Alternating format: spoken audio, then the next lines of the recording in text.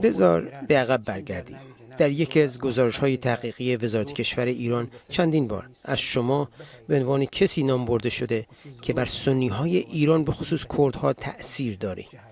گفته شده بسیاری از کسانی که سلفی هستند، به خصوص سلفی‌های جهادی که در این گزارش به نام سلفی تکفیری نام برده شده، تحت تأثیر شما هستند. گفته مطالب و موعظه‌های شما باعث جذب جوانان به سلفی‌های جهادی شده.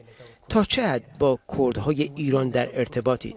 اصلا چطوری با اونها در تماسید؟ آیا این گزارش وزارت کشور ایران درسته؟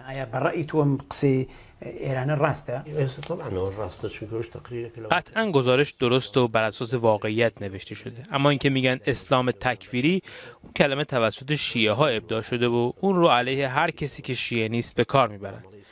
چون که میدونن من وهابی سعودی نیستم. من فکر میکنم حدود 20 تا 25 هزار نفر از کردهای ایران افکار من رو تایید کنند. من هیچ حزب، سازمان یا گروه سیاسی ندارم. بسیاری از احزاب مخالف کرد و بعضی از رهبران صوفی‌های کرد میگن جمهوری اسلامی ایران عمدن از گروه‌های همچون شما که تون رو میخوانن حمایت میکنه. اونا میگن در 3 دهه گذشته جمهوری اسلامی به گروه‌های سلفی میدون داده تا برای احزاب و روحانیون کرد رقیبی باشند و از شما همچون اهرمی علیه تصوف روحانیون ملیگرای کرد و جنبش‌های چپ کرد استفاده می‌کنند. این واقعیت داره؟